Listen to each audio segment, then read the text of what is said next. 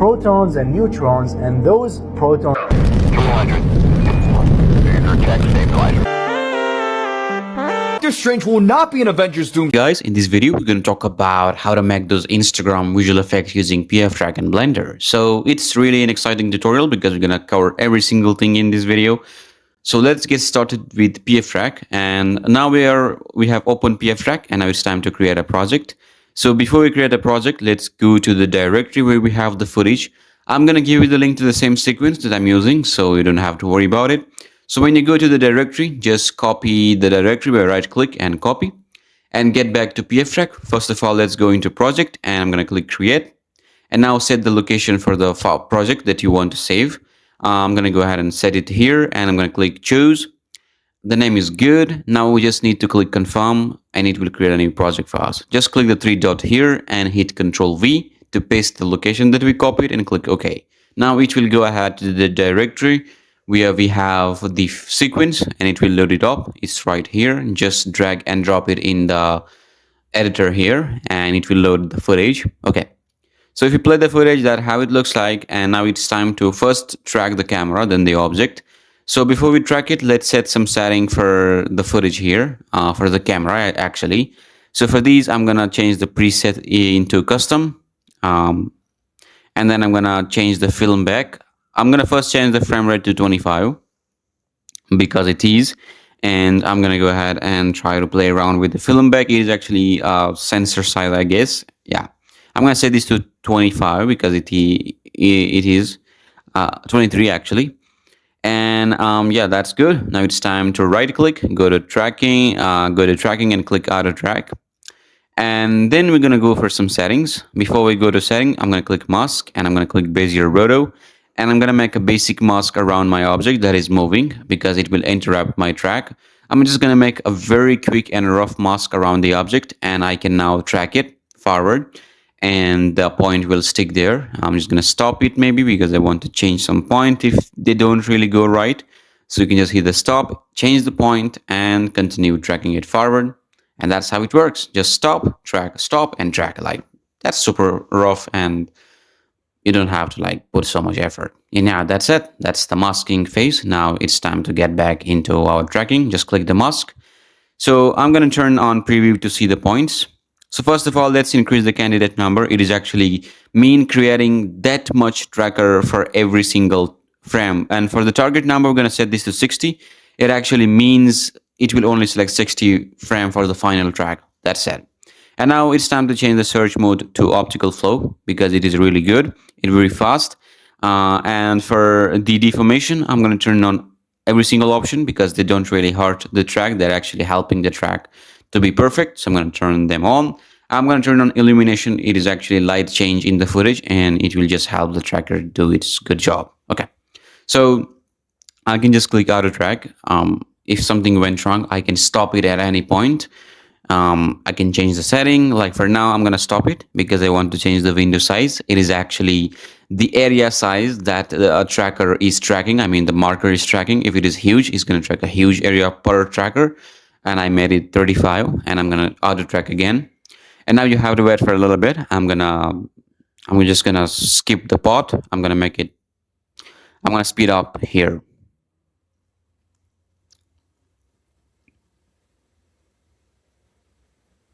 Okay, so after tracking the motion, that's what I got here. And now it's time to solve the camera. I'm gonna right click, go to solving, and click camera solver. And then now it's time to set the initial frame. What it means, it actually you have to select two frames that have the most perspective change, and I think I choose it. Just deselect this checkbox, and then you can select location. So like there is a huge change here. So I'm going to set the first one to here by standing here, and then go to the frame where it changed a lot, like here. And I'm going to just click the S button. It will select all the tracker, all the frame here. And as you can see, there is a huge perspective change. As you can see, these two have, so select those for initial frame and just hit solve all, and it will solve the camera if you look at the camera. And I think it is really solid, and I like it. If I go to this side view, that's how it looks, and I think it is totally fine. It's 100% fine because it's actually making the laptop shape, and it is not oriented well, but we will fix it. It is not a problem. Okay, so if you go into errors here, as you can see, it's have a lot of error. Just click the trim button. Just play around with the trimmer and solve it again if you want. And it will solve the camera for you, and it will be much better than before. And I think that's fine to me. If we play that, how it looks like, and I think that's totally fine. Let's get back into one view. Okay, so let's just right click and go to utilities and create our orient scene node. And then we're gonna go ahead and select this point, and I'm gonna click set origin. I'm gonna change the edit mode to axis. I'm gonna turn off Y and Z axis because I just wanna play with X axis. So let's just align those lines with it. Let's grip this to here and then the other point to here. And then we're going to also do for the other line as well. Try to match it with the laptop here because it is actually x-axis. Now turn on the y-axis. Y-axis is actually the up axis. So let's set it here. That's how it is. I'm going to set this to right here and this one to be right here. Maybe just slide something like that. Yeah. And then we're going to turn on the z-axis. The z-axis is actually the forward axis, so you can just easily do it. Turn off the ground here for now because we have to see what is going on. Just align it with the laptop like that. And it is actually going to orient very accurately, you know what I'm saying. Align it with the button here, and I think that's fine. Now turn on the ground. As you can see, it is perfectly aligned to what we wanted. And if you play it, as you can see, the grid is actually sticking there. Just make it a little bit smaller to see if it is working or not. And as you can see, the grid is actually doing its job. That's what we wanted. Okay, so after tracking the camera, now it's time to track the object because it is important. So yeah, like I think we did it. Yes. The camera is good. Like you could make it much better, but for now it is totally fine, you know.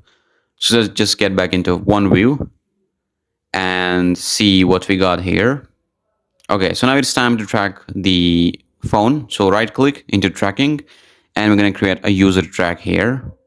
User track is actually manual tracking, and also create a new group here by clicking plus and then name it object because we have to create a new one for the object tracking. If you look at these, there is a camera tracking group and then it will be an object tracking group. It is really important. You have to do it. Okay. So now it's time to create some tracker. Just click create here and just go ahead and create somewhere. I think the camera, just zoom in on the camera, just make the search size a little bit bigger and the tracker size as well. You can see it in a small window down here. Turn on illumination. Maybe you can turn on deformation here and just set it default. Just turn off the create and click center view. It will lock it to the view. Just track forward. It might stop in the between. Just continue tracking, and if it is slightly moving, try to change the shape of the tracker as supposed to be and just drag it forward. Now you can see it's a little bit like shaking, but it doesn't really matter because it's actually a pixel change and it's really not moving that much. So just track forward frame by frame in the end by clicking this button, and that's it. Just click the R plus, which is removing forward and hiding forward. It is important, and now they will be hidden after that. Just okay. So yeah, just create another one here by clicking create, and it will create a new tracker. Just align into whatever you want. Just make it a little bit bigger and just track forward, and it will be tracked forward. Okay, so in the end we will be tracking it frame by frame for some tracker. Just stop it and track frame by frame to see if something goes wrong. I think that's it. And now it's time to remove the forward and hide from the forward frame, because if you don't hide it, it's gonna make so much problem. So just don't forget to hide. Now it's time to create another tracker as well. I'm gonna fast forward it, you can say. I'm gonna speed it up because I'm gonna create so many tracker. It is really important to create many tracker as possible. It's going to help Pftrack so much. So do the same thing with it. Something went wrong, just get back to the same frame and click remove, and then hide it from the other frame, and that's it. That's how it works. It's super easy. Just create another tracker here, and maybe I can just align it to it, and then I'm gonna go ahead and track it forward. and you can see it is doing its job really good. Just create another tracker, track them forward, do the same thing for all the frames, for all the tracker, make it smaller, make it bigger if it is supposed to be, track it frame by frame if you have to, because it is important to create tracker every single frame. And if it is not working, just don't do it. If it is working, just fine. If the tracker is not doing really good, you can just delete it. But create as many tracker as you can, because it is really important as hell. You know what I'm saying? So just do it. Create another tracker right here, like that.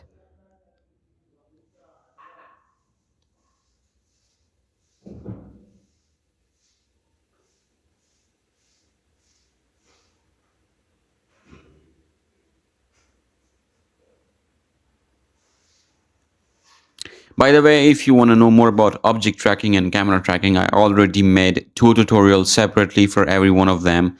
They are very in-depth, and you will learn so much thing about object and you can say camera tracking and Pftrack. And I might make some more tutorial about motion capture and tracking geometry, like how we do in Geo Tracker. Like there's so much can be done in Pftrack. Okay, so now it's time to just create an object solver.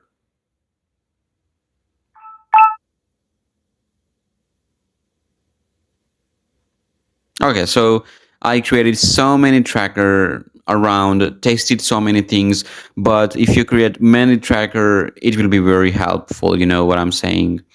Because it will help Pftrack to do its job. So now we're back in a normal speed.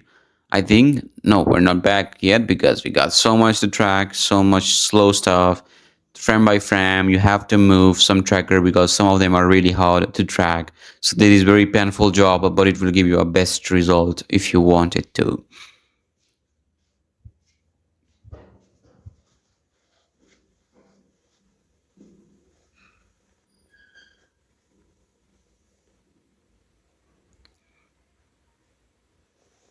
Okay, so I'm tracking this tracker frame by frame because it was making so much problem. I don't know why is that, but it might be from the reflection on the screen. I don't know, because they're moving so much. But I just did it frame by frame and it worked. Just remove it from the forward frame and hide it as well.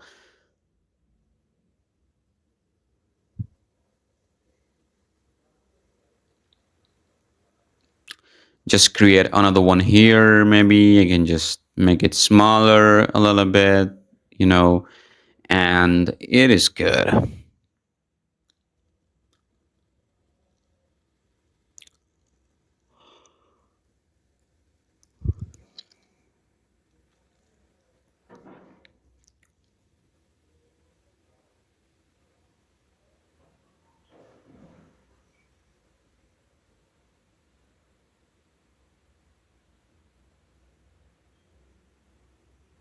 Okay, so I think we got 14 tracker down there, and I think I may need to create more if I wanted to, or I don't know if I have to create or not, but maybe I can, because I'm gonna go ahead and just create another one, track forward and see if it is tracking. Yeah, I'll try to find a spatial kind of point in your video, you can say, because they really matter. Try to find patterns in your video. They really help track accurately. And sometimes you have to track frame by frame. If you're not getting the same result, just get back and remove and hide as well. So it will not be shown in the forward frame. So we actually did our job here, and I think it looks good.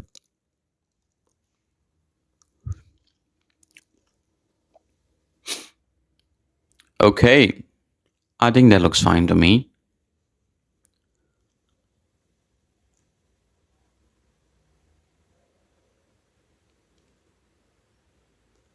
Yeah, we have enough tracker, I guess. We can have a good object track. Right click and go to solving, object solver. And then we're going to go ahead and set the initial, the start and ending frame. So I'm going to go to the first frame. I'm going to click the S button for the start here. And for the end frame, I'm gonna go ahead and set the ending frame to 260 maybe. And that's it, solve object, and we have successfully solved the object. And I think it is really accurate. We're gonna test it. First of all, let's check out the 3D scene. That's how it looks like. And I may need to bring it near the camera because it is. So, but first let's set the orientation a little bit. So if you look for an orientation object node, like to orient the object track, you will not find any of it. But in fact, you can change it in the same node. In the object solver, you have got orientation mode down there. But first you can check it out everywhere, but you will not find this node anywhere. I don't know why is that, but they must add for the object tracking as well. But if you click object solver, you find the orientation mode here, and you can translate the origin of the object if you want. I don't know, you can't move the object actually, but you can rotate it, and you can also bring it near the camera and also scale it down. And I think it's a really good feature, you know. So like you have different modes here. You can like go ahead and set the origin. Maybe you can rotate your object if you want, and you can also like play around with the scale of it. But as you can see now, it is really far, and in 3D space it is actually touching the laptop. But in real life, I'm really far away from the laptop and the phone is near to the camera. So I'm going to set the orientation mode to distance from the camera, and I can now bring it back to its original location. And as you can see, it got a real scale here, like it is also bringing back to the same location and also scaling down. And I think this is an amazing feature in Pftrack. Like you can now scale it down, and like you can bring it to the camera and try to be accurate with where it was in the real scene. And I think it was not that much real to the camera, near to the camera, and you can just bring it back because it's a little bit near to the laptop as well. So I think that's fine to me. And just change it to maybe something you want. Maybe you can rotate it or translate the origin. If it is only translating the origin, you can just go ahead and rotate the object if you want. And okay. Now let's create a test object node, and just click one object that you want and click add to scene, and it will be added into the scene. Change the interaction mode to place to selected, and now you can select any point and the object will be snapped into that point. Like for the this object, it doesn't seems to be accurate track, but in fact if you add a flat object into it, it will be much accurate because the object is now like having some depth. That is why it is not accurate. So let's create an export node, and I have everything selected, just everything's good to go. You just need to go ahead and just create the export node, change the format to colera.dae, select a location that you want to save your file into. I'm going to go ahead and select my original location, which is that one. Just go ahead and do whatever you want with it. Just name it and click save, and click export scene, and now it will export the scene into DAE format, which we can import into Blender. And now just go ahead and create a new Blender 4.3 file. Actually, I have separate tutorial for basic Pftrack stuff. You can check them out. Okay, so now when you open up a Blender file, change the resolution to 1080 and 1920 before you import the file. And also you can change the frame rate here. It is 25 and this is the resolution. Yeah, you can change the frame rate to 25 frames per second. Select everything and delete everything. Just go into file, import, and you got the Colera DAE legacy. Just go to the directory where you have the file, just right here, and click import Colera. And when you import it, you will see the relation line, which is really bad. Just go to the overlays here and turn off relationship line, and now as you can see, they're gone. And now this is imported, but we have some problem. We're gonna fix it. Let's select the camera, go under camera setting, click a background. If you go into Pftrack and select the camera solver node here and get back into camera setting, you can see we have the focal length of 33.856. And if you get back into Blender, you got a different focal length. Before we just click the background image and go to movie clip, click open and open up your footage. So just get back in here and open up the PNG sequence.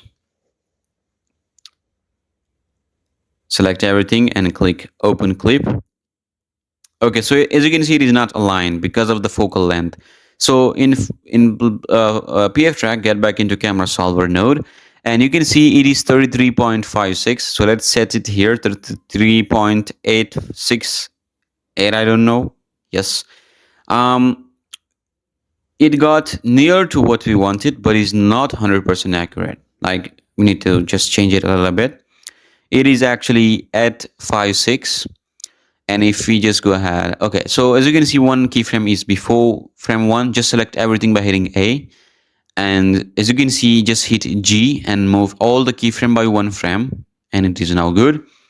Okay, so if you play it, it is not 100% accurate. And I'm going to tell you why is that. I don't know, for some reason, when you import the portrait footage, it is not accurate. Like it have so many problem with focal length, you got to change it manually. But if I add a test object into it, for example, a cube here, and I place it on top of it, it will not really stick into the floor. It will just move, I'm going to set the ending frame to 450. And if I play it, as you can see, the cube object actually floating in the air, and it is not really accurate. There is a good reason for that, and it is when you import a portrait footage, not landscape. Landscape footage is good, but the portrait have problems, so you have to manually change focal length for the camera. And if you look at these, as you can see, the cube is actually floating in the air, and we need to change the focal length manually in the camera and try to match the points, and it will be accurate. For some reason, it doesn't really work in Blender. You have to be, like, as you can see, the tracker is in the ear. It is supposed to be on the laptop, but it is not. So now you have to change these manually. But before you change it, you have to get back into Pftrack and see which point is where. You know what I'm saying? So you just gotta be a little bit, manual.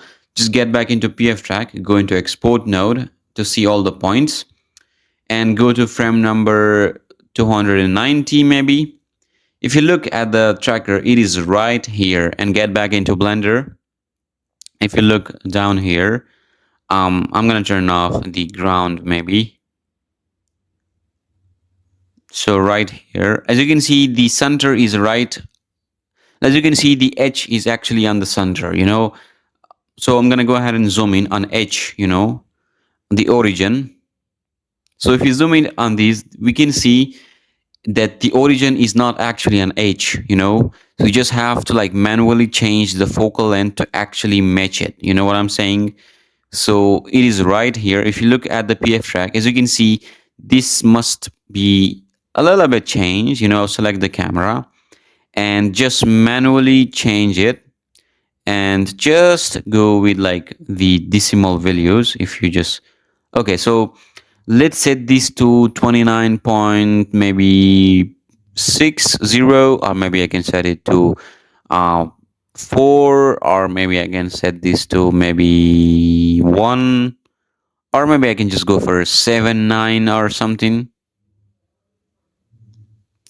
or maybe I can just go for 7, 6. I don't know. If you look at the Pftrack, it's a little bit different. As you can see, it is actually like aligning with the edge here, and I'm gonna just make it 4 maybe. Yeah, 4 is good. And now the tracking will be perfect. It will match it. It will be really good. That was the problem. And after solving the problem, we got a perfect motion track in Blender.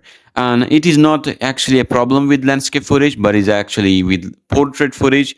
You gotta change it manually and match the points. That is really important. If you don't do that, nothing will go well. So yeah, I don't know why do they have this kind of shit problem, but yeah, if you look at the cube now, it is sticking there, and that's what we wanted actually. And I think that is really good. You know what I'm saying?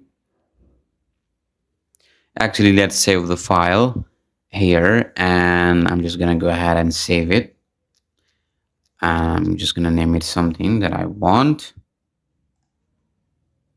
Okay, so I think that looks good. Okay, so let's just come up to output setting, change this to FFmpeg, and change this to MPEG 4, and then just come up to view and click viewport render animation to check out the animation if it is good.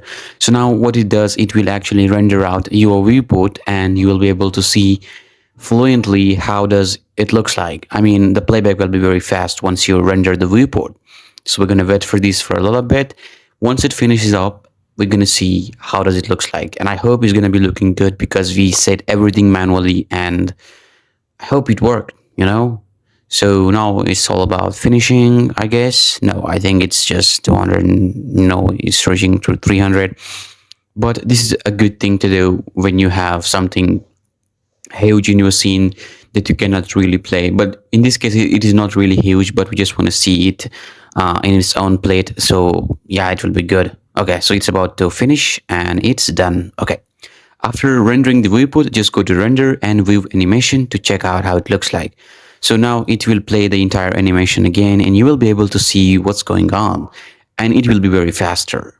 And as you can see, the cube is actually staying there, and that's what we wanted. That's the entire thing. That's why I tried to render the viewport to see if the cube is staying there or not. And I think it is really sticking there. It is looking good. Okay, so now it's time to just go ahead and do some other stuff. So for now, I'm going to turn on the floor and the other stuff to see how it looks like. Yeah, I think it looks good. Okay, so now I think it's just time to go ahead and create the screen. So I'm going to select this one, hit Shift S, cursor to select it, and create a plane here. Change this to local, and then you can turn on the gizmo and rotate these on Y x-axis actually to actually match. But if you want to do it faster, go into Edit, into Add-ons, and search for Copy Attributes add-on. If you don't find it here, you can just go ahead into Get Extension and search for the add-on and install it. It's really useful. So once you install it, just save the preferences and close it. So what you can do, you can select the plane and then the empty, and then just hit Control C and copy rotation. You'll be able to copy the rotation, and let's select the plane, rotate it on y-axis on 90 degree, so it is flattened to the surface of the phone or the screen of the phone. And if you go into camera view, that's how it looks like.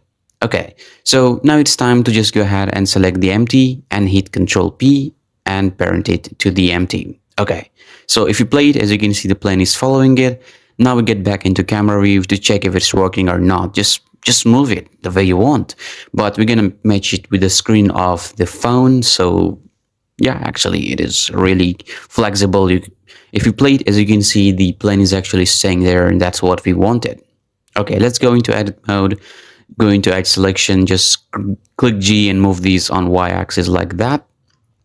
And after that, we're going to go ahead and select the other side, click G and move it on y-axis as well to fit the screen.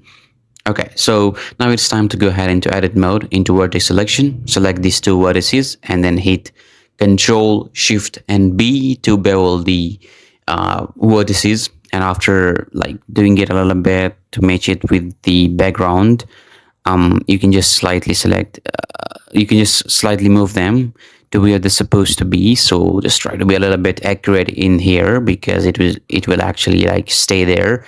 Just move it on x-axis like that, just a bit, not so much. Just slightly move it on y-axis like that.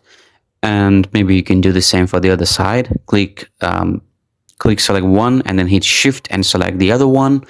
For now, I'm just gonna move it slightly in that axis, and then we're gonna bevel it. Shift select this one, or maybe we can just slightly move it also. Okay, so I'm gonna select these two and hit Control Shift B to bevel the vertices, and I think that looks good. Just slightly move it on y-axis like that. And maybe we can just slightly move it on x-axis to match the screen of the phone. Also select that one, just slightly move it on y-axis and just a little bit on x-axis to actually like fit this with the screen. And I think if we now just go ahead and play it, you will be able to see that it's actually staying there, and that's what we wanted. That's the entire thing that we were looking for. Okay. At the end, it's not really good, but we're going to fix it manually so you don't have to worry about it. Okay, so I think if I just go into, maybe I can just put in some material on it and see if it's looking good or not. I'm actually thinking about it, what I'm supposed to do at this point. Actually, I'm right now recording it right away, and I might cut some stuff out, but I don't want to do everything. I don't want to cut off everything, so you will be able to see. Okay, so if I go to solid view, as you can see, that's how it looks like. And I'm just going to go ahead and go into edit mode, select everything, and maybe I can just hit Control A and apply the scale. Go into edit mode, click E and then S and scale it up. Just scale it on x-axis. When you extrude it like that, it actually create a face. So just slightly move it on z-axis, then hit X and delete the face. And as you can see, that's how it looks like. Just slightly move it, maybe just slightly on z-axis. Okay, just go into camera view and yeah, I'm just gonna go ahead and maybe I can just select the downside vertices like these by hitting Control and click to select the entire shot path. You know what I'm saying? Just slightly move it on y-axis. Okay, and also you can just go into face selection. Maybe I can select some faces from the top because I don't want them to be there. I just want to delete some of them. So I'm just going to go ahead and select this face and I'm going to count those. It's actually 5 and I'm also going to count it on the other side. I'm just going to go ahead and delete all of those. Hit X and delete all those faces. Okay, so if you go into object mode, I'm going to go ahead and hide the cube here. Just select the plane here and just play it to see if it's sticking there or not. And I think it is working, you know. At the end, it's a little bit messed up, but we're going to fix it manually so you don't have to worry about it. If I go into wireframe, you will be able to see it perfectly.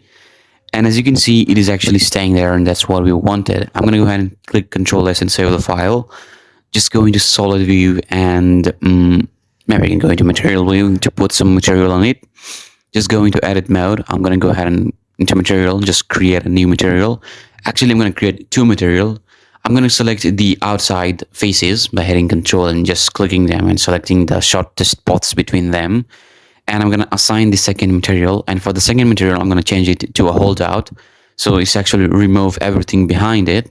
And now as you can see, it's actually masking out anything that is behind it. And it's really helpful for this kind of shot. And right now, I'm just going to go ahead and maybe I can edit the shape of it a little bit. I'm going to go into edit mode, into vertex selection mode. I'm going to go ahead and select these vertex. Oh shit, okay. I'm just going to go ahead and select that one.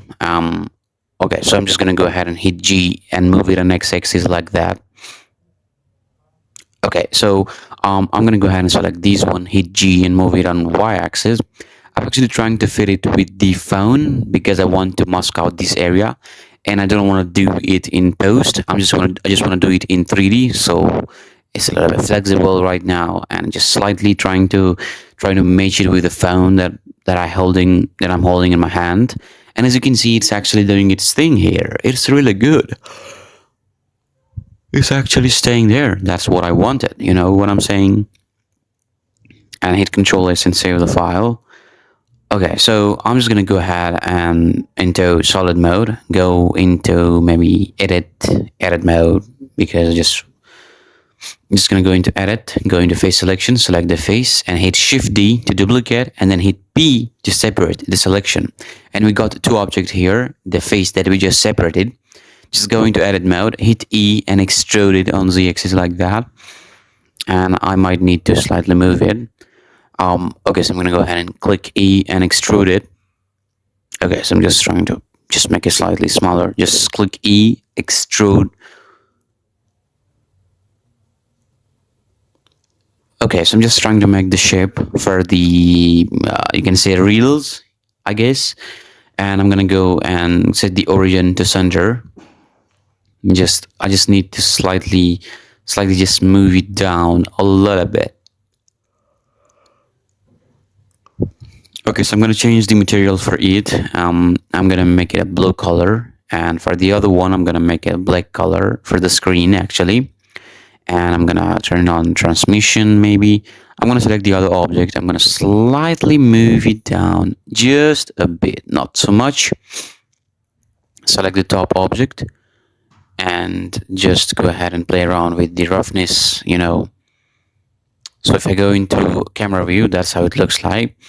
I'm going to hit Control S. I'm going to change into cycles render. I'm going to set the device to GPU compute. And under film, I'm going to turn on transparent so we don't see the background. And this is how it looks in render. Let's add an HDRI. I'm not going to use HDRI for the final video, but for just for the viewport, I'm going to use an HDRI that is actually from polyheaven.com.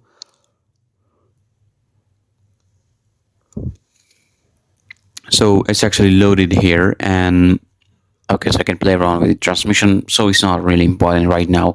I'm just trying to make the animation first, and then I'm going to go ahead and play around with the other stuff as well. So you can just make the alpha down a little bit. And okay, so for the reel, I actually added animation material, so it emits some light. I'm going to just add some emission into it. And I'm just going to play around with the alpha of the first plane. I'm gonna change it to gloss shader, maybe. I don't know. For now, I'm just don't know what I have to do, but I'm just playing around with the different values. Okay, so I'm gonna go ahead and select the first plane, and I might need to make it darker a little bit. It's just for viewport purposes. It's not the final thing. It's just viewport stuff, and I think it looks good. Okay.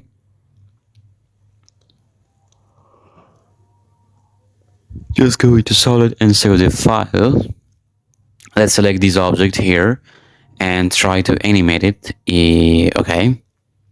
So when I scroll the reel, I'm gonna animate it. So from here to here, it's actually animated. I'm gonna hit K or I for your keyboard to add a location keyframe by hitting I, and then just move forward in the timeline where I release my finger right here. Just move it towards y-axis right here. Just move it outside the phone and hit I again to add a keyframe.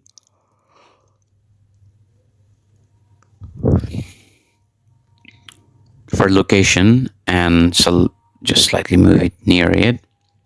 Okay, I'm going to select it and hit D and set it to linear, so there is no easing in and easing out, just straightforward linear motion. Okay, so that's how it looks like, and I think now it's time to add some physics into it. So I'm going to go ahead and save the file, just go into solid mode, and I'm going to go ahead and select Shift A, cursor to world origin, Shift A. I think I have a cube here. I'm going to delete this one. I'm going to turn this on. Okay, so for that cube, I'm just going to go ahead and set the origin to 3D cursor, scale it down on Z-axis, like that. I just want to make the surface of the laptop. So I'm just going to try to move it and match the empties in the scene, just slightly rotate it on y-axis to match the empty position. You know what I'm saying? Just slightly rotate it on x-axis. Just scale it on x-axis like that. So now you can just model up the keyboard of your laptop, scale it on y-axis like that, move it on y-axis maybe. And as you can see, it's perfectly matching. Go to wireframe, go to vertex selection, just move those vertices into x-axis. And then just go into wireframe, select this one, just move it also to x-axis. If you play it, that's how it looks like. So actually I'm creating some shadow catcher and also some physics object that the phone will interact with. I'm also going to move these other vertices into y-axis to fit it with a laptop, you know what I'm saying. And as you can see, it's actually working. Just hit Control A and apply the scale. And now it's time to make the screen actually. So I'm going to go into y-axis, Shift D and duplicate it. Just move it right here and try to rotate it on x-axis and align it with empties. Scale it on y-axis like that. Slightly rotate it on x-axis, just a little bit. Okay. And if you play it, that's how it looks like. Okay, that's fine to me. Just slightly scale it on x-axis.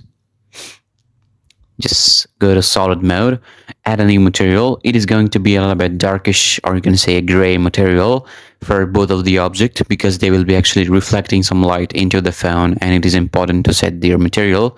And go into object setting and turn on shadow catcher for both the object, so they can cast, so other object can cast shadows on it.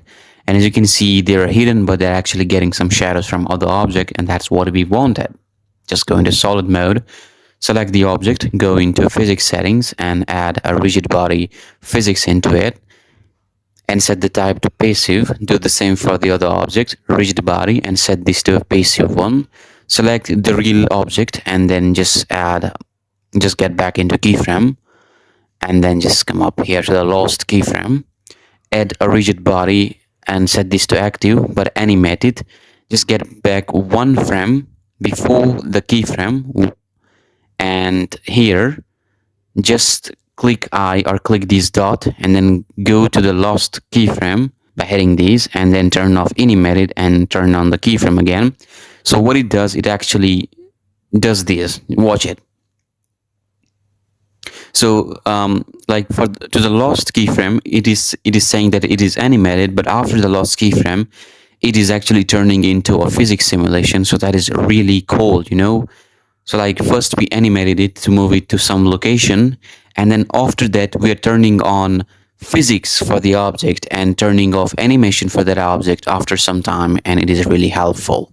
If you look at these, like here is like transitioning from animated object into non-animated object but having some physics properties. You know what I'm saying? Okay, so I don't know. Let's select everything and delete the keyframe. I'm gonna do it again. I'm just gonna do animation again so I can show you actually. So actually I actually duplicated the same object and moved it down for the other stuff and removed rigid body from it. So it's right here. This is the first object and this is the second object. So I actually duplicated the first one. So I'm gonna move the second object down there. I actually deleted the rigid body and the keyframe from it, so we can animate it again for some other simulation right here. Okay, so after just slightly moving down on y-axis, maybe I can just go ahead and add a keyframe, or I don't know.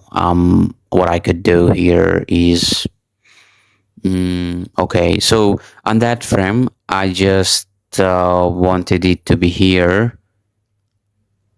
Okay, so on that frame I'm gonna go ahead and just want to align it. I'm gonna go ahead and I don't know where to put it, but I'm just trying my best to just align it. Okay, so the second object is here. Hit Control Z again and again. So I was just playing it. Sorry for that. I sometimes just get a little bit confused. Okay, so this is the second reel here. We actually duplicated the same object. So I'm gonna rotate it on x-axis a little bit, and then I'm gonna go ahead and slightly move it down here, just a little bit on x-axis, and then go into camera view, go into wireframe, and just hit okay, so right here is gonna go ahead and click I and add a location and rotation keyframe. I'm gonna come up here to frame number 105, just move it and feed it with the screen here, and then just try to be accurate here. Slightly move it, and just go into solid mode, and just gonna go ahead and turn off the other object. Okay, so right here, that's how it looks like. And I'm going to turn off the extras as well, so you don't see those empties.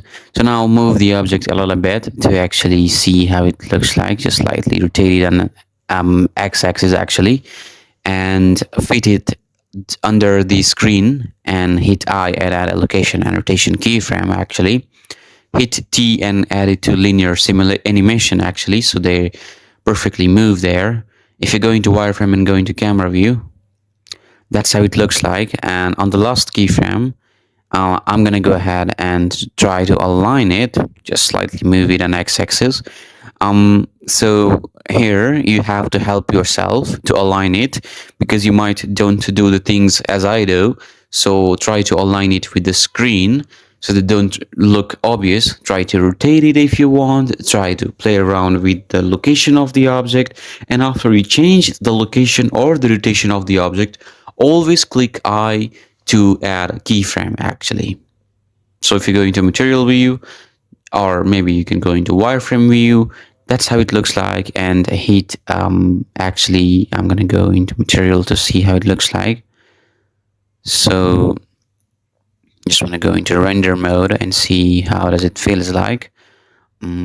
Okay, that's how it looks like. Just slightly rotate it on z-axis like that, and okay, just slightly move it on y-axis, go into wireframe, and hit K to add keyframe here. Just move it a little bit on x-axis. So it's a little bit of eyeballing, as you can see, or you can say it's making it accurate. You know what I'm saying? Just moving it and rotating it, maybe scaling it if you need to. So it's like all about matching it with the screen and playing around with it. Just hit I to add a keyframe. So if you play it, that's how it looks like, and that's what we wanted actually.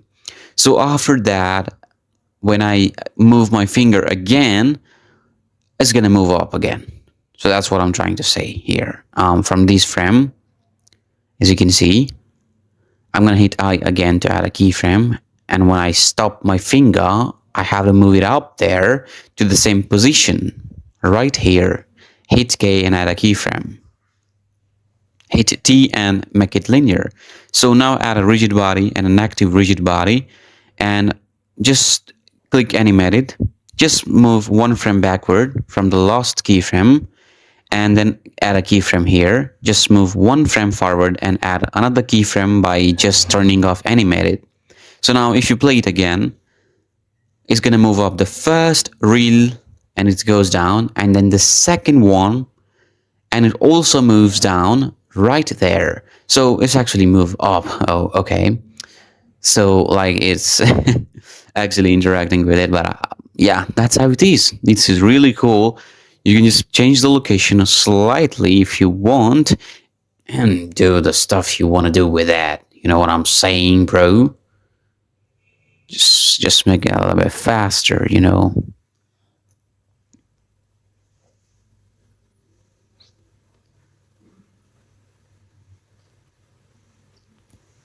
So I'm just changing the position of it actually. Why I'm doing it? It's because I just don't want it to move on top of the laptop. I just want to land it on the surface of the keyboard, you know. I'm just making it faster a little bit. And moving it for the last keyframe slightly.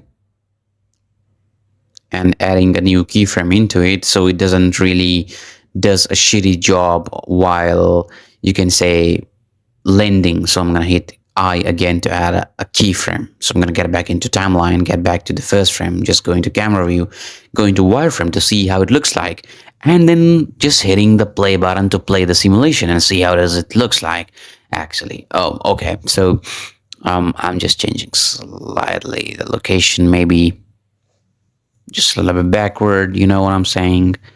But I think it doesn't. Okay, I think it's fine.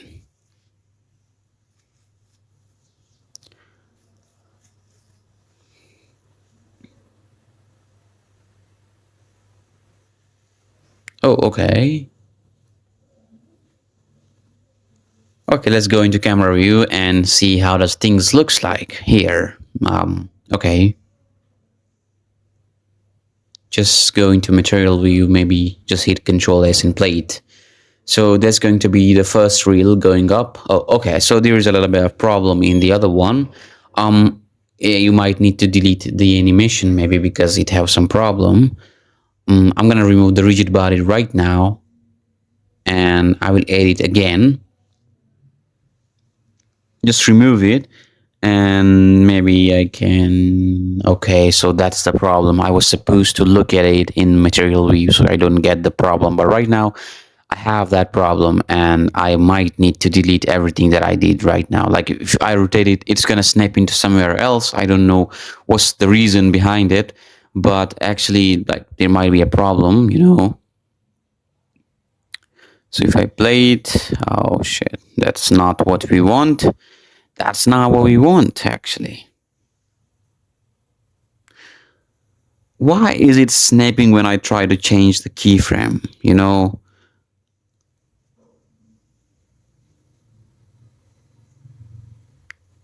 as you can see, it's down there and I don't want it to be there. Okay, so I got it. I got it. I got it. Select this one, hit Ctrl Z and remove the keyframe that you just added. I think I can fix it. Hit Ctrl Z, select the other one and remove the rigid body from it. So now you can make any change into the animation and then it will be fixed. You know what I'm saying? So you just need to add rigid bodies again to see things, you know? And I'm going to turn off the other one.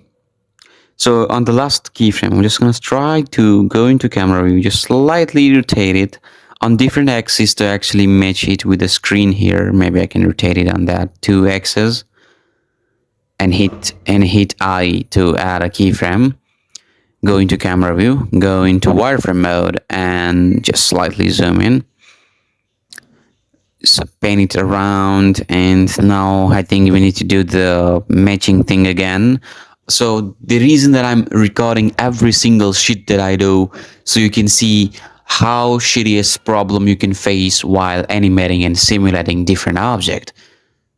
You know what I'm saying? So just play around with things, you know, keyframe, go back and then go forward and see things if it works or not. So that's the important thing to keep in mind. As you can see, I'm just trying to change the animation a little bit to actually match it with the finger. Right here, Control S. So on that frame, let's add a rigid body again. Animated, turn on animated, add a keyframe, and then go into the last frame, and then again add another keyframe. Change the type to mesh and hit save. So we just change the simulation again to see if the problem is solved or not. So if I just go ahead and play it and see how does things looks like.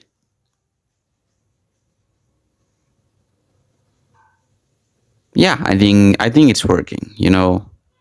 That's what we wanted. That's what we worked for a long time, you know.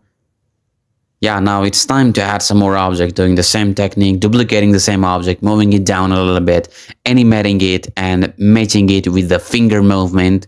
You know what I'm saying? So I'm just gonna speed it up because I don't want to talk so much about it. It's just the same process. What we do here, we actually duplicate the main object, then we try to animate it for the finger movement and move it upward, and then after that we actually add some animation into the physics. So it's not nothing than that, it's just the same thing. So I'm just speeding it up so we don't waste so much time, because it's already 52 minutes of the video and I don't want to make it much longer than that, and we might have some other problem. And as you can see, we got the same problem again. Maybe we can just play around with the animation of the objects, or I don't know.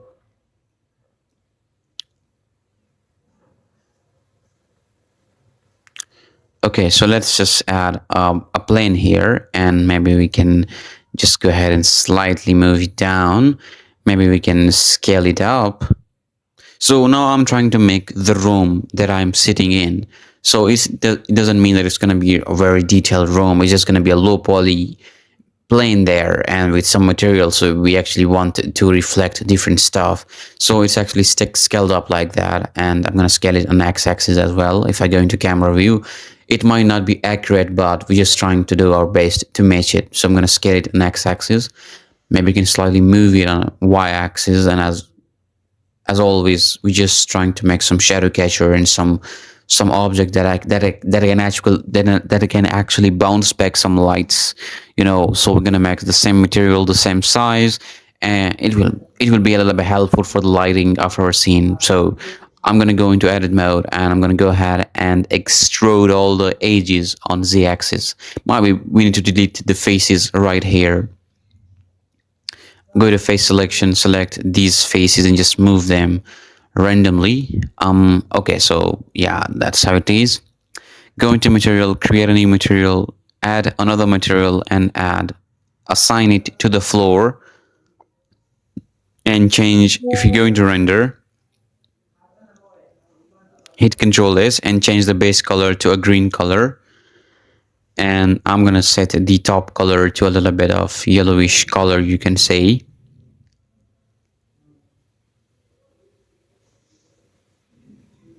Okay, so now it's time to add some light into the scene. So let's just click Shift A, add a light, and add an area light. Just move it upward, slightly rotate it on x-axis, and then just increase the power to maybe 500. I'm gonna go into render mode. That's how it looks like. I'm just gonna move it slightly up, go into wireframe, try to place it on the place where it's supposed to be. So in my case, it was here. And I'm gonna go into render. That's how it looks like. I'm gonna select the background object, go into object setting and turn on shadow catcher for the mask. And that's how it looks like. Okay, so I'm gonna go ahead and select the area light. I'm gonna set the power to maybe 1000, I guess will be better. I think I need to make it much brighter than that for the final one, but for now, just assuming that it's like that, you know. So I'm gonna go ahead and select the, I don't know,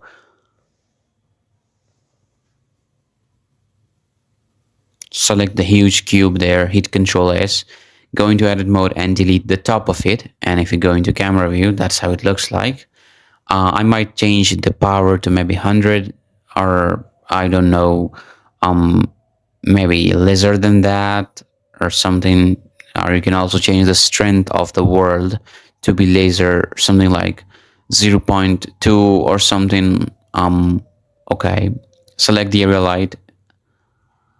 I don't know why it does have this overexposed look for some reason, and I don't know why is that. I'm gonna remove the world. Actually, I'm gonna set the power to maybe 200 for the area light, and I think that looks good to me. It's not perfect, but it's good. I'm gonna scale the area light a little bit.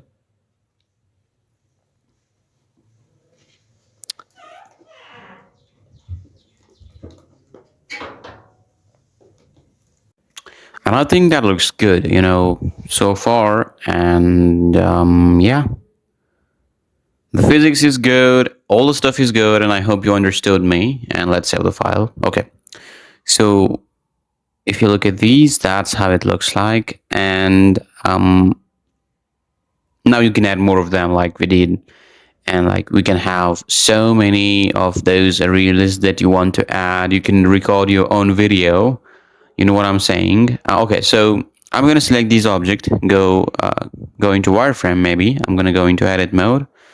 I'm gonna select the face and click E and then scale it down. I'm gonna create a new material and assign it to these and assign animation material into the new face. And if you go into render, why is nothing happening? Okay. So I think I extruded a wrong face, I guess, and I think I need to do it again. Yes, I guess. Okay, so go into edit mode, select the front face, click E and then scale it down, or maybe you can inset it, and then go ahead and assign the emission material into it, so it emits from the back side and it won't look really bad on the phone. You know what I'm saying? And turn on shadow catcher again to see the effect here, and that's how it looks like. And I think I just need to move it a little bit. If you go, if you select it and go into edit mode, we can just slightly move it up on y-axis and fit the screen so it doesn't look really obvious from behind. And I think that looks fine to me. You can just add more detail into it if you want, but I will leave it right here. Maybe I can just select this edge and just move it on y-axis, so it's actually fit the screen of the laptop and you don't have to like worry about the emission coming from behind. And I think it is working, and that's what I wanted. Now let's save the file and see. Okay, so if you play it like that, that's how it looks like, and I guess it looks good, you know? Okay, so let's save the file, and I think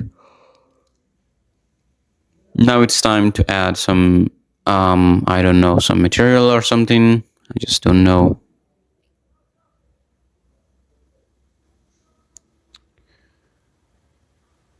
Okay, so actually I duplicated the reel here and deleted everything from it to like having some static object down there. You know what I'm saying?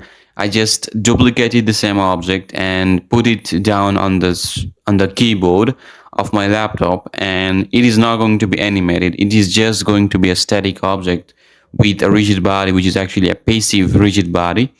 And if you go ahead and duplicate it by hitting Shift D and just moving it and rotating it on maybe Z axis, you can call it, maybe slightly move it towards here, and maybe I can just go ahead and just duplicate it on maybe Z axis, I guess. Yes, right here, and like putting it on top of it as well. Maybe something right like that, and slightly rotating it if you want. And I think that looks fine to me, just slightly moving it down. All of them are having passive rigid bodies, which means that it will interact with the other one. And like it means that before we recorded the video, we already had some reels laying down there. So it's like, okay, so I have been watching reel for a long time and I have so many down there. Oh, okay, actually they are parented to the empty. So I'm going to select all of them that I duplicated right now and hit Alt P to clear the parent and hit Control S and save the file. Okay, so all of them are passive object.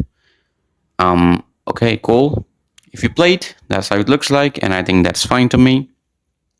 So now if you play it, as you can see, all of the other rigid bodies actually interacting with it, and that's what we wanted. And I guess it looks good to me, like how it moves, how the physics works here. I guess something is moving down. So let's fix it. Let's add a rigid body into the floor as well, which is actually a passive rigid body. And after that, it's gonna work if you go into camera view and play it again and see how it looks like.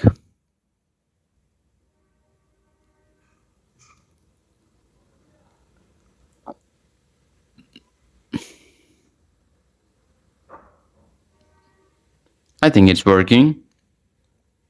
You know what I'm saying? And that's fine to me. Okay, so let's just select these one and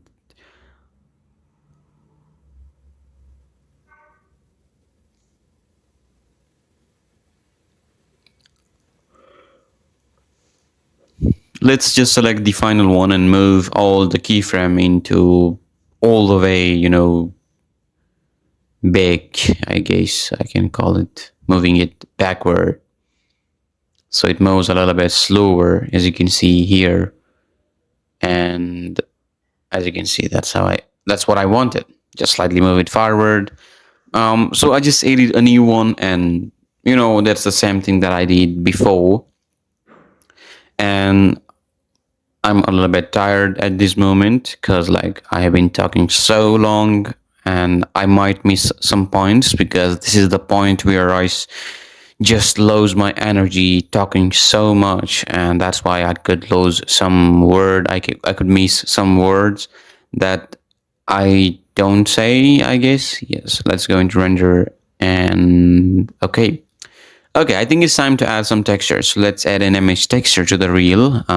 Let's connect it to the base color first. And then we're gonna go ahead and click slash. Okay, let's click open and open up a video. You can actually record your phone screen by a screen recorder, but as an example, I'm gonna use a simple footage that I have on my PC. So I'm gonna use maybe that one, I guess, will be better. I don't know. Maybe this one. Yes. Okay, so right now turn on auto refresh and cyclic and set the frames to maybe 448 frames. And if you look at from here, that's how it looks like. And let's go into UV editor. Go into edit mode, select everything, U and unwrap, and click Q projection. And now hit A, scale it up like that. Scale it on x-axis as well, and then scale it on y-axis too. Just slightly rotate it to fit it with the screen, and maybe you can also rotate these on x on 180 degree, so it's actually get better orientation, I guess. Yes. Let's go into shadow editor again. Now it's time to connect it with emission. So let's connect the color emission also with emission also. And as you can see, we got some reels going on. And if you click slash, you will get back into your original view. Okay, so if you turn on, okay, so that's how it looks like. And just click it again to see the overlays. Okay, I think that looks fine. Okay, so I'm just playing with the alpha of the screen, and I think I just need to set it like that and turn on specular, I guess. Okay, and I think that looks good to me. Let's select it, and let's select the reel here, and maybe I can play around with the starting frame. Okay, I think that looks good enough. Yes, just okay, yeah.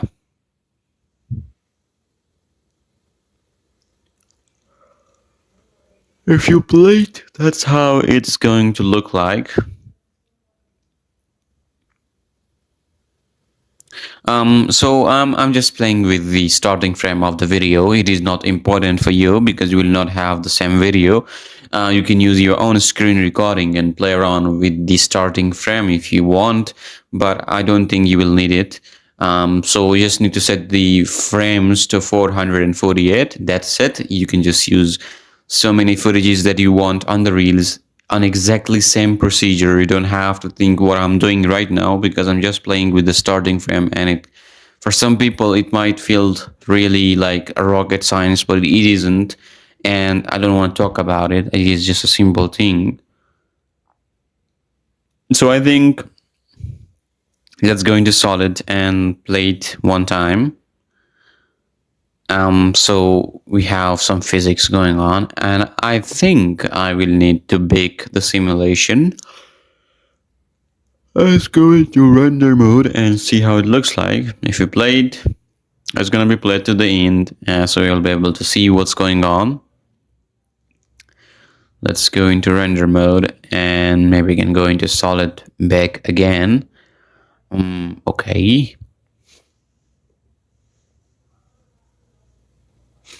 Yeah, if you play it, that's how it looks like, and I think that's fine to me.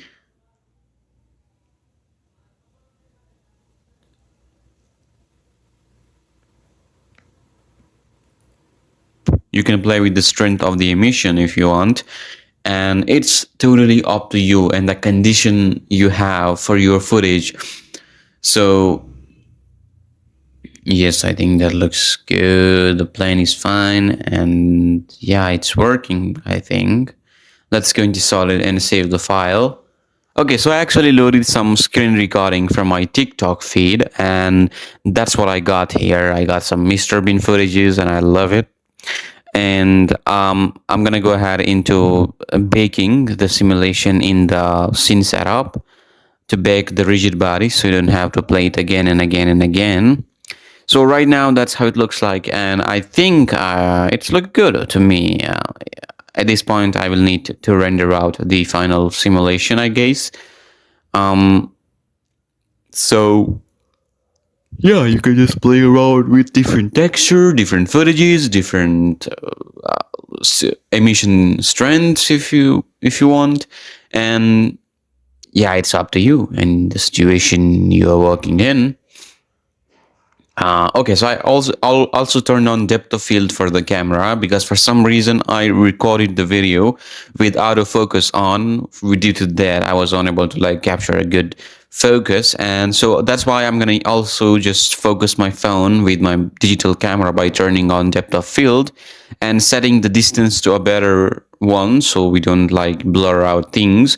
And we might need to change some stuff in compositing as well in After Effects. But for now, this is good. Okay, so let's just go ahead into the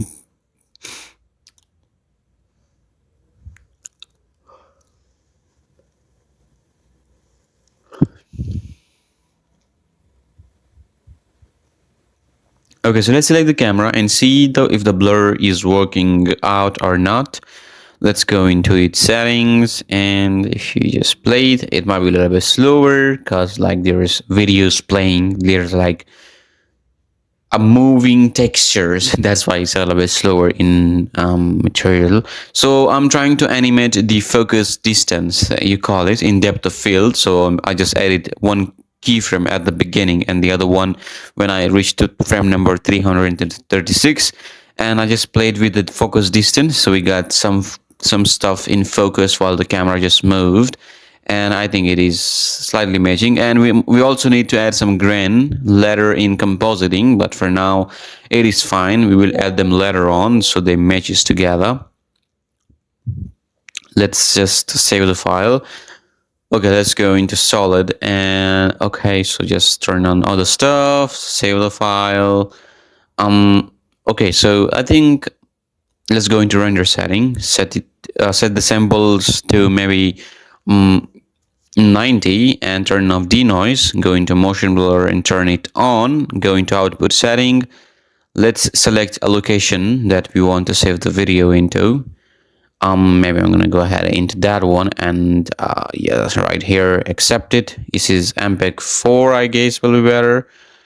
Turn on denoising data and save the file. Just render the image and see what we got here. So it might take some time to render. You gotta wait for these to happen because sometimes it could take a lot of time if you have a higher resolution videos. But for now, it is just working fine. Oh, I actually render out the test object from Pftrack. You don't need to render them. You just need to turn them off for render.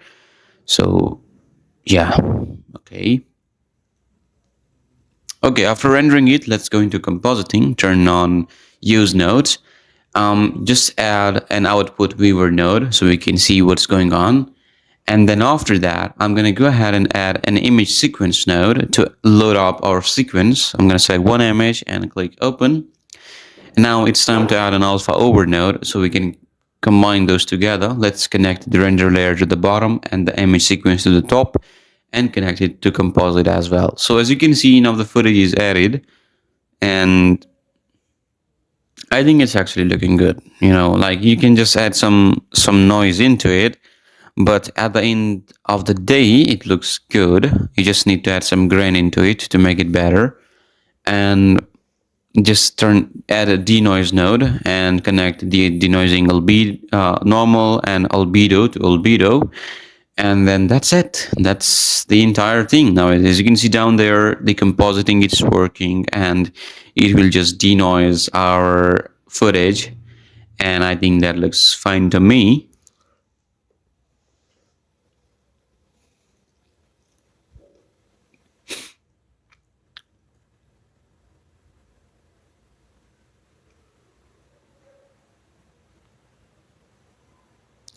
Okay, so now it's time to add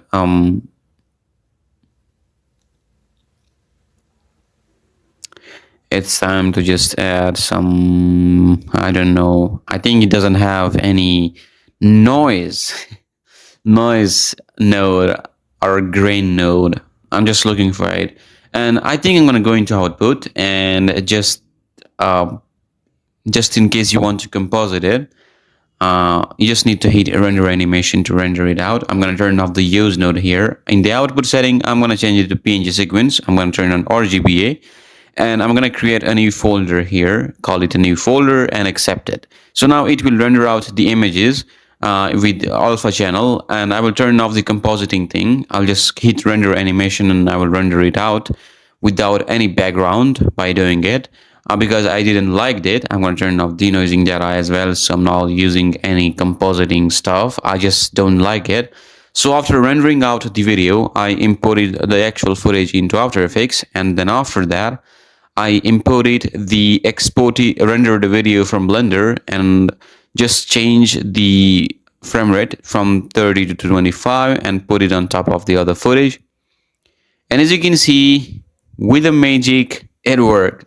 And if you play it, everything's gonna match. We just need to do some settings. and we need to rotoscope some stuff. We need to add some grain into it, and that's it. That will be the entire video. Okay, so let's just do it. Like right now, we need to put the finger on top of it, not in background, you can call it. So right now, I think it looks good so far, and I like it. The tracking is solid, and just need to change some other stuff, and it will be done. You know what I'm saying? So I'm just playing the video to see it in fluent movement.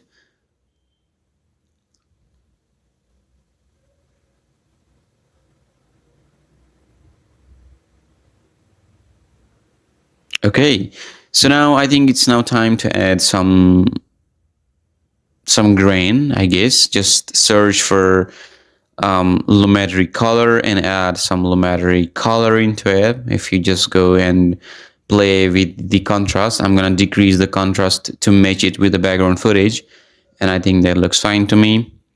And then I'm gonna turn it off, and I'm just gonna go ahead, and as you can see, there is an exposure change in the background video. So for the render video, I'm gonna turn on keyframe for the exposure. When it goes forward, I'm gonna decrease the exposure, so it's like the lighting change also happened with the foreground video. And as you can see, like in the beginning, they have very bright color, and when it moves on, I decrease the exposure for the top layer, and the light matched. Okay, so now I think it's time to add some grain into it. Search for add grain node and add it to the render. Turn into a final output, and if you zoom in on these, you will be able to see some grain on our render. And we just need to play around with the intensity. So if you just increase the scale, it's going to be bigger. If you decrease it, it's going to be smaller. And just try to match it with the background footage. Like that, I guess. Play around with the intensity, just make it a little bit blurry, because the background also have some blurry kind of grain, and I think it is matching right now. I think that's fine to me. Just search for maybe chromatic, fast chromatic, and it will add some of those chromatic aberration. Just make the shift to 0.1, or maybe I can set it to 0.5, and that's it. I think it's a little bit of detail into it. Okay, so just go into effects, under lumetri color, under basic color, we got some color option here. Under light, we got exposure, and as you can see, it is actually animated. So on that keyframe, I think I just need to decrease it a little bit, because right now it's slightly having higher kind of exposure. I think I just need to make the exposure down. Why it's not working? Nothing's working. I don't know why is that. But it might be from, like, nothing's working anymore. I don't know why it's not working. So I'm just making them smaller by clicking the arrows. Let's add a lumetri color at the end of it, and now it's going to work. And as you can see, it is matching with how we want it. And okay, I think that looks fine.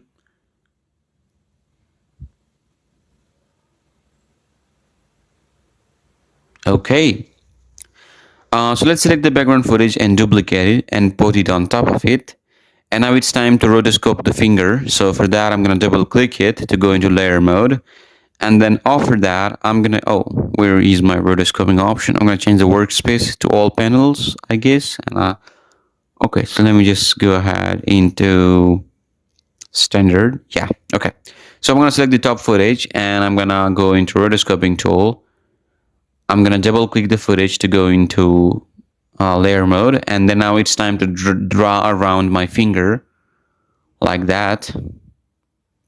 I'm going to hit Alt, just move it to remove, Alt, and then draw to remove, and by just holding left and moving the mouse, it will add the rotoscope mask. But if you hold Alt and left, it will actually remove the mask. It is super easy, you know. just try to be accurate at the beginning because it is like an automatic mask around your finger. So just hit spacebar to play your video and the After Effects will do its job. But if it is not sticking, just stop the video by hitting space to change anything, and then afterward you can just continue it. So right now it is looking good and it might stop at some point. So like right now it is going, oh, so just click space to stop it and just go to the location where the mask is messed up right here. Just look at it and hit alt and just drag to make the mask smaller, and maybe we can slightly increase it like that. And okay, and now just hit play again to continue the masking. And now it's gonna be slower, but it's gonna be good and accurate. So right here it is stopped again, and right here, okay, so just hold alt and mask it again and try to go through every single frame and mask it out. Like right now it isn't really good. So by holding left and moving your mouse, it will add mask into it. But when you hold alt and move your mouse, it will actually remove the mask. So it is really simple, you know.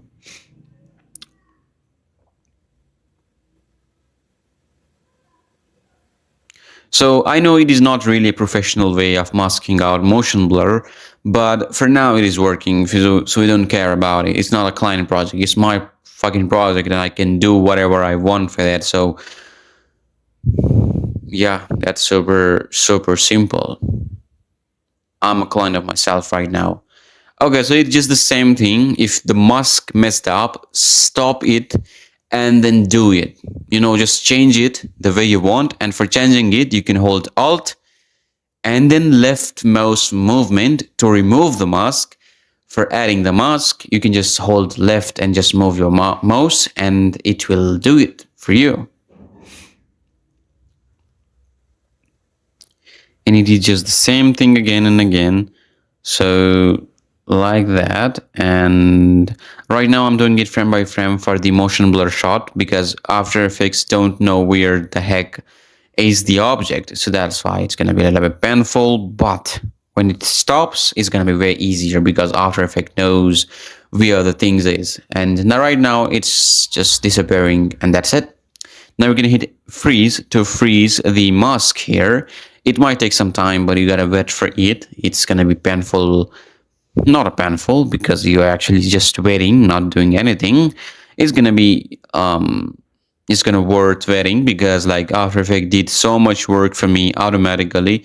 Like I know I have to stop. I was supposed to stop in the between for motion blur shot, for motion blur frames to change them manually. But for most of the time, After Effects did a good job in rotoscoping some static shape of my finger, and that's why it is really good. And we need to say that yeah, it's worth waiting. And if you were supposed to do it frame by frame with the old masking tool, you will lose for it because it isn't really an important video. So that's why. But when it reaches the end, it is going to be faster because there's nothing to track. So that's why. Yeah. Okay.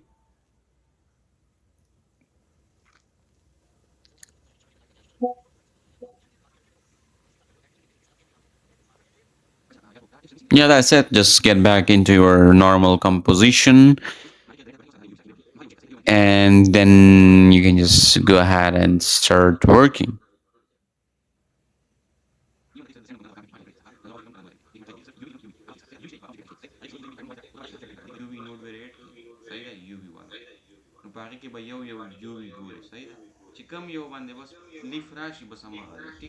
Okay, so I'm just gonna go ahead and continue doing it.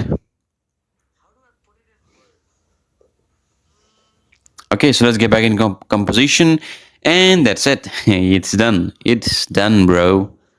It is on top of it, and that's what we wanted.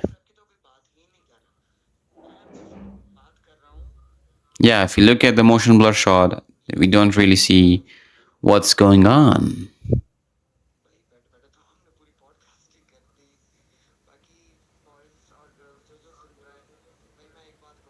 And I think that's it. I hope you enjoyed the video. And yeah, if you learned something new and wanted to support me, just hit the subscribe button, like the video. Let me know in the comment section what you want in the future video or what problem you're facing right now. I will try to answer all the comments that you say that I can. And yeah, thanks for watching, and I will see you in the next one. Have a good time.